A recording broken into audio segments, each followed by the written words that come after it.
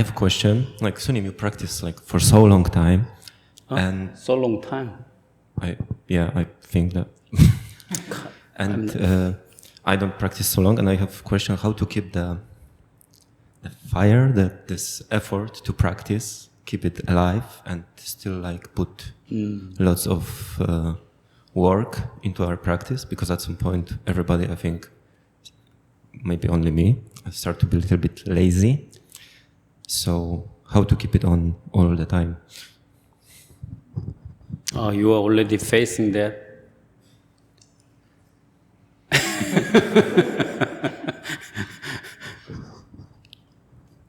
Well, sometimes, that point comes to each one in a different kind of stage. Maybe your practice is very mature, so that you are now already facing it. There is a saying, you probably have heard about this. I think this was written by a Chinese Zen master who edited or wrote this, edited actually, the Gateless Gate, the Kwan collection.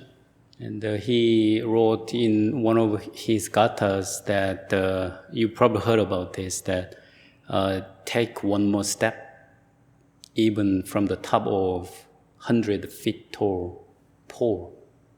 So actually that saying I learned that when you are in a very difficult situation in life or in practice, then even take one more step. So absolutely, actually, I have faced that situation, that there's feeling like there's no end, and there's no, well, is there really some path that actually I wish to take, like for the rest of my life? I'm not monastic path. This some path that you are trying to get some solution for your life, some kind of fundamental solution that actually Hanan also shared in his story. So I think this can be very good actually technique. Take one more step. Well, by the way, you don't need to say in word, but what does it mean that actually that you take one more step from the top of the 100 feet tall pole, right? It can mean actually differently. Well, it can really mean that physically hard practice, or also it can mean also that you try, not try, but take it easy, be relaxed. So recently I saw some news. There's one burglar in America, and he tried to steal some money in a shop. It was like a nail shop. The ladies go there to take care of their nail, very pretty. So actually, because it was caught by the CC television, that all the scene was actually taken. It was so funny because so it's not actually made up video. Actually, it's a real situation. So this burglar just stepped in this nail shop, and there was a few ladies in the queue waiting for their turn. And because probably the camera was from the counter, it was showing the entrance door and the ladies in the queue. And then this burglar just, as soon as he stepped in, and he shouted at all these customers like, "Don't move! And just put all the cashes out of your bag." And then it was so funny because no one really understood what's happening. So they were like, and then this burglar again, "Don't move! Put out all the cash from your bag." And they couldn't understand, and they were, and then this burglar started to be confused and a little like kind of embarrassed. And he like shouted a few more times, and no one was panicked because it seemed like no one was understanding why this guy is shouting suddenly. They really didn't expect any burglar at the time in the day. So this was so funny because his face partly actually was caught by this camera. He was so confused and embarrassed because no one really reacted at all. And after a second, he just walked out. It was like on the news because what an awkward moment, kind of, the title. And there was a real situation, not like, because it was from the CCTV.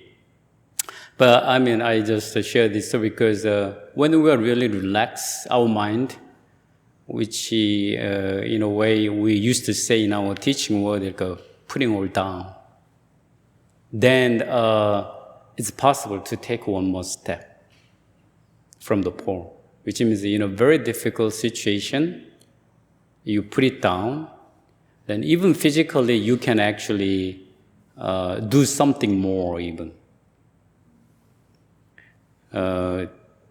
Many of you probably also heard who have been practicing long in this community, that the Musangsa sometimes, for example, during Winter Kyol Che, we have this intensive week. And then the intensive week is there's 1 week during 3 months long Kyol Che in winter that we extend our sitting hours to midnight for 1 week.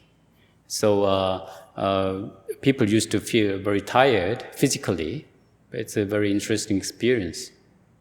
And then before the intensive week begins, there used to be same question that students ask them Sungsan that so you always tell us to do hard practice hard, but also you often tell us that put it down.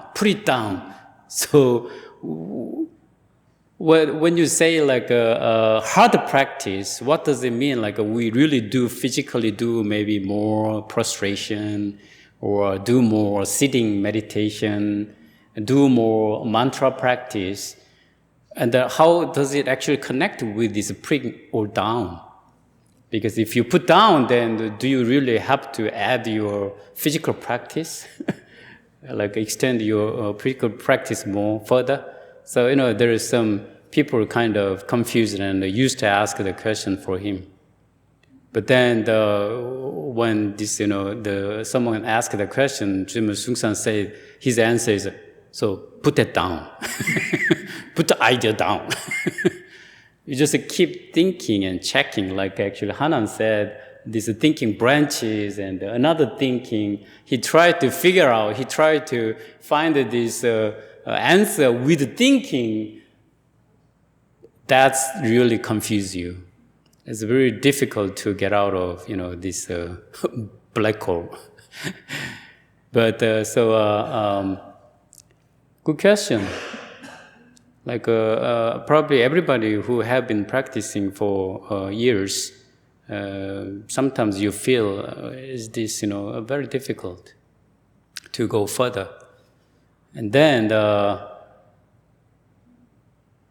what does it mean, like to take one more step? First of all, we practice to actually let go, put down. And it's easy to understand, but actually, as he said, it doesn't really happen. We want to actually put down or let go things, and we'll understand it will be wonderful, but it's just not easy. So actually, as a technique, we use all these practice form. Like physically, we do a lot of prostration, or you do some mantra practice, do some sitting meditation. And then at some point, you face kind of some moment that, I cannot put any word. It's just, let go. And then that's really, truly hard practice equal, put it down. So yeah, good luck.